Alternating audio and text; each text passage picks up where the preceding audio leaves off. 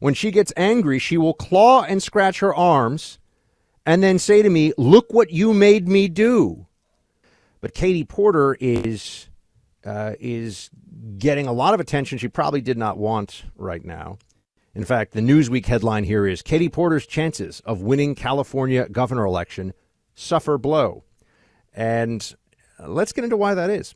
She sat down with a journalist. And had the exchange. Team, can I do this actually? Producer Mike, let's do a little play pause here, right? So I'm going to play it. I'm going to say, all right, let's pause for a second here because this is a long one. It's a couple minutes long, so I want to get in and out of this soundbite, but I want you to hear the whole thing because, wow, Katie Porter comes across as a really nasty and unlikable person and unprofessional. So let's start this off. This is a CBS interview with Julie Watts of CBS News California. Come on, it's CBS. And this is communist broadcasting services. Like this is home team stuff for Porter. But if you ask her real questions, she apparently doesn't like it. This is how it goes. Play it. What do you say to the 40% of California voters who you'll need in order to win, who voted for Trump? How would I need them in order to win, man? Well, unless you think you're going to get 60% of the vote. You think you'll get 60%. Everybody who did not vote for Trump will vote for you. That's what you're saying. In a general election, yes. If it is me versus a Republican, I think that I will win the people who did not vote for Trump. What if it's you versus another Democrat? I don't intend that to be the case. So how do you not intend that to be the case? Are you going to ask them not to run? No, I'm saying I'm going to build the support. I have the support already in terms of name recognition. And so I'm going to do the very best I can to make sure that we get through this primary in a really strong position. But let me be clear with you. I represented Orange County. I represented a purple area. I have stood on my own 2 feet and won Republican votes before. That's not something every candidate in this race can say. If you're from a deep blue area, if you're from LA or you're from Oakland, you don't have an experience. But you just said you don't need those Trump voters. But you asked me if I needed them to win. So you don't. I feel like this is unnecessarily argumentative. What is your question? The question is whoa, the same let's thing. pause there for a second. Because it's about to get really good, everybody. I want to keep you on the edge of your seats. Argumentative. I got to tell you, as a conservative dealing with the media, like that's like a shiatsu massage. That's not argumentative. Like, are you kidding me? She can't handle that. That's getting her all.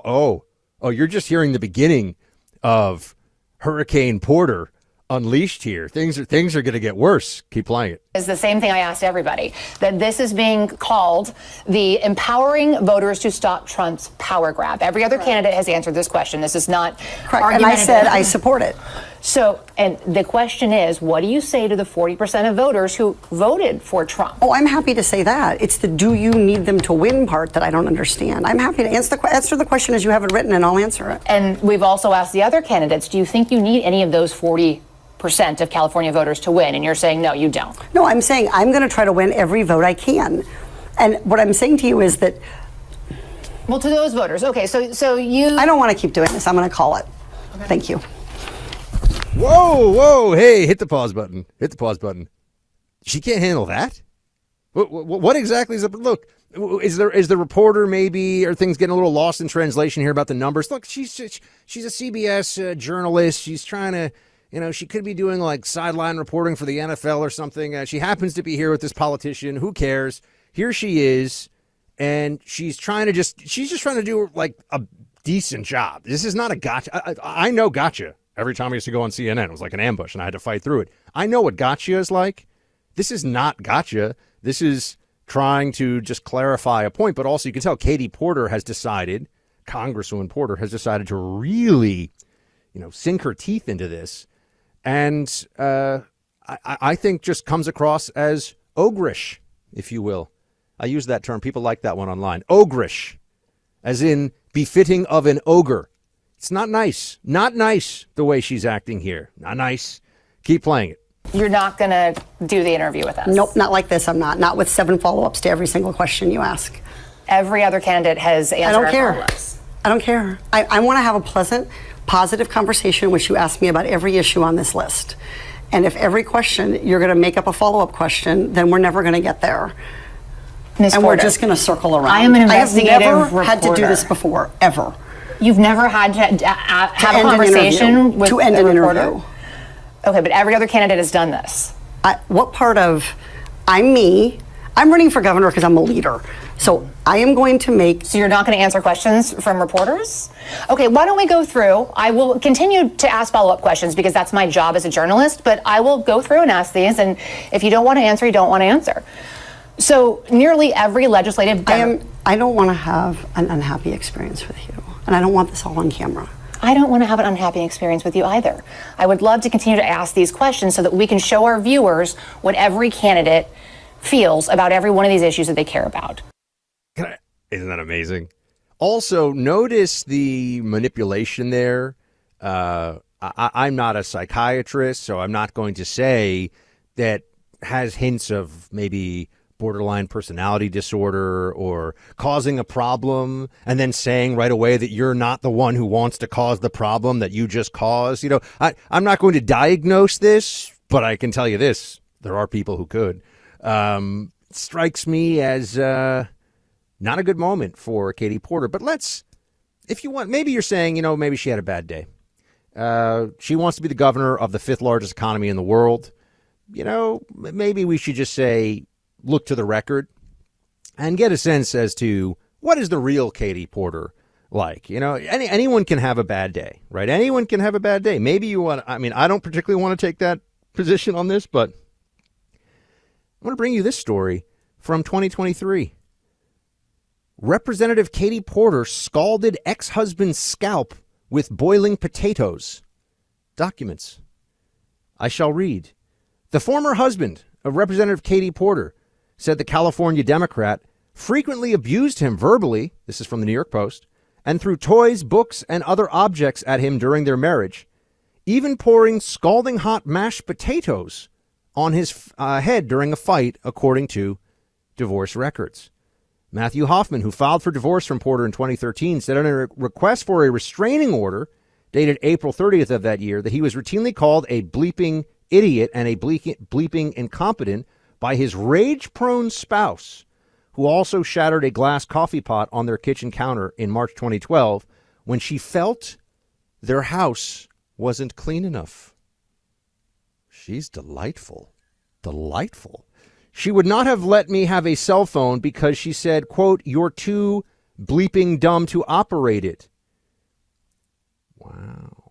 When she gets angry, I'm quoting here, when she gets angry, she will claw and scratch her arms and then say to me, "Look what you made me do."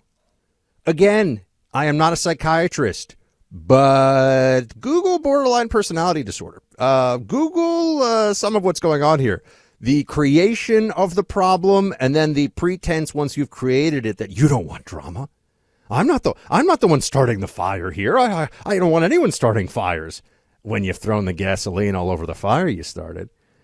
Now, I know what the Democrats would say here. They'd say, "Oh, but he retracted that and she ended up." Oh, you mean that his far more powerful spouse and the very serious money interests aligned behind her were able to get him to retract something that he had already put in a divorce proceeding because they made him an offer probably he couldn't refuse? Yeah. Okay, but that did happen. So he retracted those things, but he said all those things in court documents and they were reported on, which I think is interesting. Again, I'm just looking at the totality of evidence. Are we going to say that Katie Porter had a bad day? Or were we getting a window into this member of Congress who wants to be the governor of California and from there probably would see herself as running for president? So I think it's a pretty fair game to get into all this. But you may say, Buck, divorce proceedings can get ugly. I mean, who among us hasn't thrown boiling hot potatoes at somebody in a fit of rage at some point? Well, all of you, I'm sure. But, we're trying to be generous here, right? I'm trying to take the maximum benefit point of view for the ogreish Katie Porter, the bullying Katie Porter here.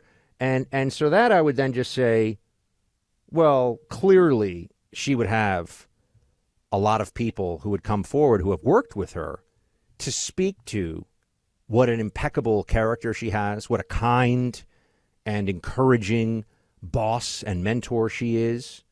And for that, I bring you Politico. Katie Porter and the bad boss problem. Oh, hold on a second. This isn't that at all. This is pretty bad. Quote, some former staffers have said that she is, I'm trying to find the quotes here, basically deeply abusive and nasty and prone to fits of rage and temper tantrums. And is abusive to staff, has a massive staff turnover problem. 65% of her staff turned over during her time there. And everyone basically says, at least that has worked for her, says that she's horrible and really mean. So are we going to put these data points together? I think we should. I don't think we can do the benefit of the doubt thing anymore. Between the scalding hot potatoes thrown at her ex, the staffers who say that she is a brutish and nasty woman, and now this berating of a reporter for nothing. I mean, it was a nothing burger, and she was not having it. So I just think that everybody in California should know. And my broader lesson on this is somehow the really nasty people in politics, are always Democrats. I'm not saying there aren't people on the Republican side that can be a little slimy and, not. But if you're talking about somebody who's really in an abusive son of a gun situation, Democrats. There's a reason for that. I know they want to say it's a both sides thing, but it's not a both sides thing. And in fact, most of the Republicans that I know on the Hill, and I know many of their staffers all say they're fantastic people and they really look up to them. That's very common. Very common. I don't hear that. I hear stuff about the Democrats. Oh, you're like, Buck, well, who else? I don't know, maybe Amy Klobuchar of Senate fame, who is famous for eating her salad with a comb and throwing things at staffers. Yeah, true stories. Those were the allegations, at least. Allegations. Throwing things at staffers, eating salad with a comb. Do you have any? I don't know any Republicans who eat salad with a comb and throw things at their staffers. I'm just saying, I do not know of that happening. So if you do, please call in and tell me. All right, look, Israel represents the only true democracy in the Middle East. They've been a steady ally of the U.S. since 1948, particularly when we needed friends in that part of the world. Israel is also home to the Jewish people, same people with a rich history that has benefited Christians alike for centuries. If you're of the Christian faith, you likely had a Bible lesson or two that tells the story of the Jewish people, and you read or heard the words emphasizing the care and protection of looking after those that are Jewish, God's chosen people. Many Christians in America are standing with Israel this month by participating in a growing movement created by the International Fellowship of Christians and Jews. It's called Flags of Fellowship. This countrywide effort, the Flags of Fellowship, unites churches across America, planting over 1 million Israeli flags across our land. Show the world that Israel is not alone. To get more information about how you can join the Flags of Fellowship movement, visit ifcj.org. That's ifcj.org. Hey, don't forget to subscribe to our YouTube channel. And be sure to hit that like button.